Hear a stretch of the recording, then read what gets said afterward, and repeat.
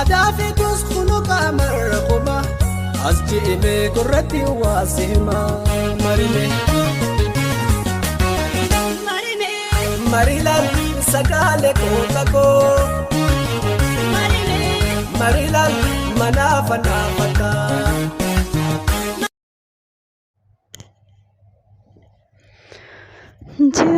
Jirtu uummata qashti nageenyi badhaadhaa kan nyaattan dhadhaadhaa. Ani obboleettiin keessan nagaa kiyyaa galata rabbi. Nagaa irraa afaan qaba isinillee nagaa akka taatan abdiin qaba. Nagaanaa ta'a isinin jaalladha. Nagaa kiyyattaan suudhaanii har'a waan tokko qabadhee isinii dhufee jira. Innis maalidha yoo jettanii ijoollonni shamarraa mana madaamii hojjettan please በተለይ ijoolleen kiristaanaa fi yani amantaadhuma kamuu haa ta'u aadii ijoolleen mana madaamii hojjettan walumaa galatti jechuudha. Wanti kun tarii musliimallee mudachuu danda'a hin beekamu. Kiristaanaa pheenxee qofaa miti jechuudha. Maal isiniin jechuu barbaadeen mucaan warroonni noottii garaagaraa barreeffattan noottii barreeffachuu yaadannoo jechuudha. Noottii yaadannoo qabachuu yaadannoo barreeffachuu wanta mana madaamii keessatti isiniif hin galle tokko warroonni barreeffattan jechuudha. Mucayyoon takka jechuudha. Mucayyoon Oromoo tokko xiqsii wangeelaa barreessitii.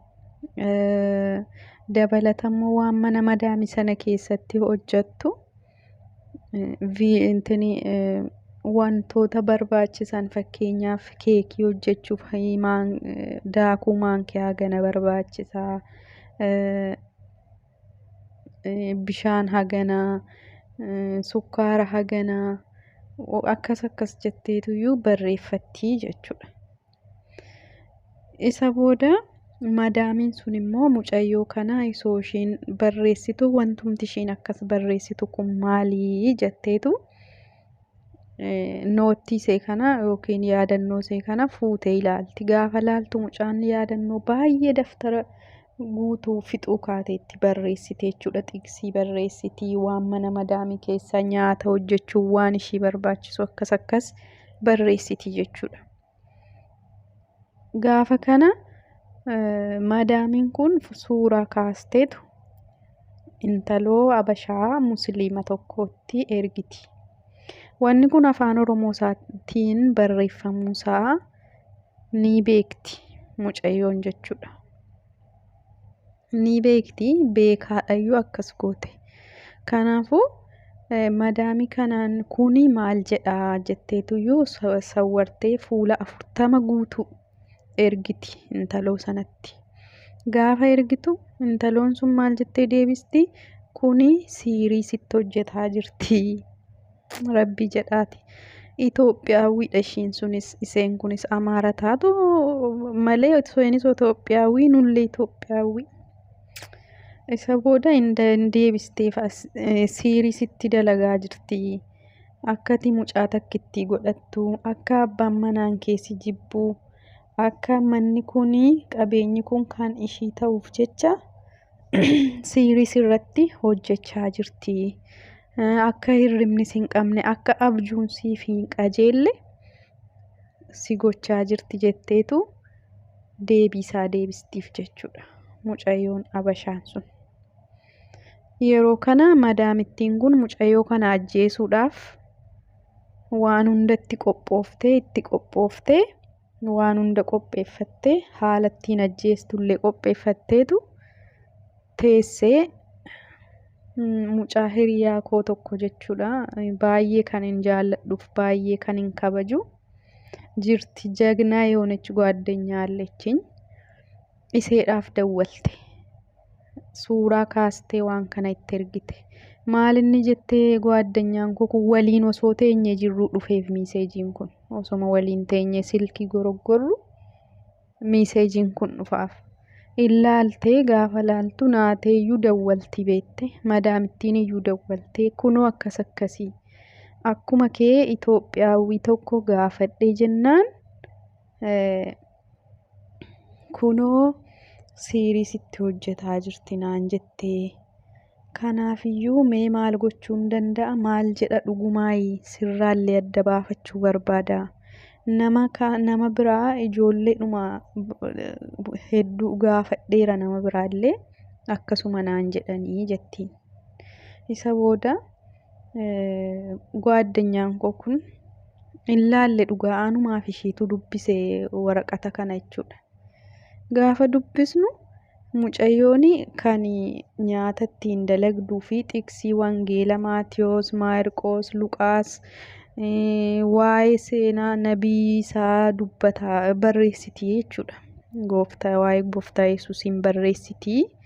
Namni lafarratti akkas godhe waaqarratti immoo akkas ta'a. Namni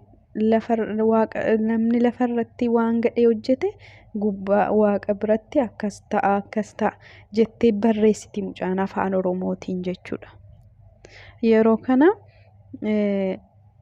tokkommoo maqaa abbaa manaa keetii fakkeessara kunoo maqaan abbaa manaa see Saayid. Maqaan abbaa manaa keetiillee kunoo keessa jira jettiin mucayyoon sun Saayid jennaan garuu achirra kan jiru sadan.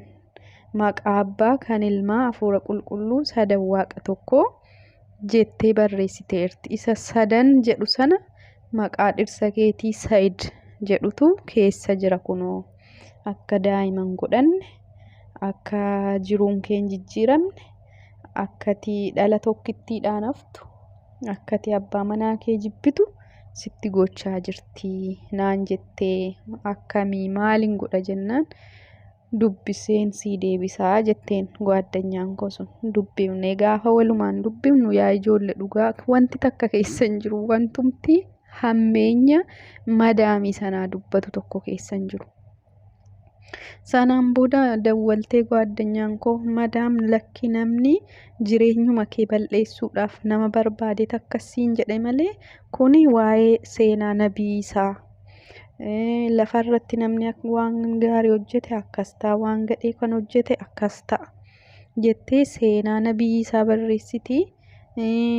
Akkuma nuyi yeroo quraana qaraanu bakka nuun galletti barreeffachaa deemnu iseenillee akka amantaa jaraatti xiqsii wangeela keessaa qabattee barreeffachaa deemte malee siirii wanti jedhamu keessa hin jiru jettiin.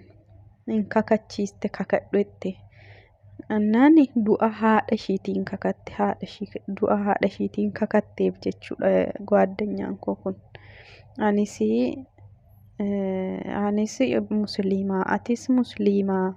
Ani haadhan qabaadha koorrallee umaan caalchifadhu du'a haadha kiyyaan sii kakadhee garuu wanti kun akkasii miti jetteetu gaaddanyaan tiyya dawwaltee madaamii sana arragaaggaatee waan jiru dhugaa jiru itti dubbattee nuti boriitu hin duunaa. Arrabni keenya yoo har'a waan hin taane kana dubbate boru maaltu akka nu eeggatu quba qabaa. Kanaafuu ani sin sobu. Innaan ati Oromoo moo Amaara jettiin? Achi ani Oromoo miti Amaaras miti Itoophiyaawwiidha jetteen.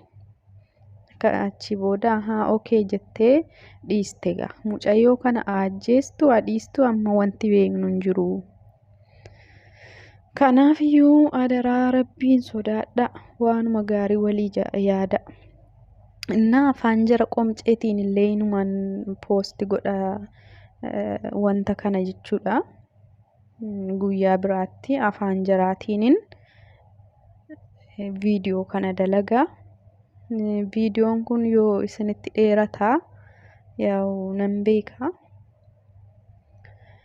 Obsumaan dubbisaa dhaggeeffadhaa isiniin jechuu jaalladha. Kanarraa kan hafeen waan gaarii waliif yaannu amantaadhaan, kutaadhaan, gandaan wal qoqqooduun kun haa dhaabbatu. Itoophiyaa keessa kan jiraatu biheera sabii hedduudha. Fakkeenyaaf amma Amaaraaf Oromoo bichaa miti kan jiraatu jechuudha. Itoophiyaa keessa. Biheera sabii 84tu jira.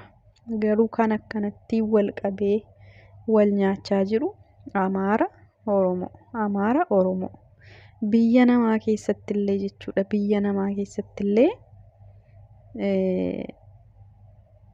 akkasittiin wal nyaachaa jiraachaa jiru ijoolleen Amaarrii fi Oromoonii jechuudha. Dabarsanii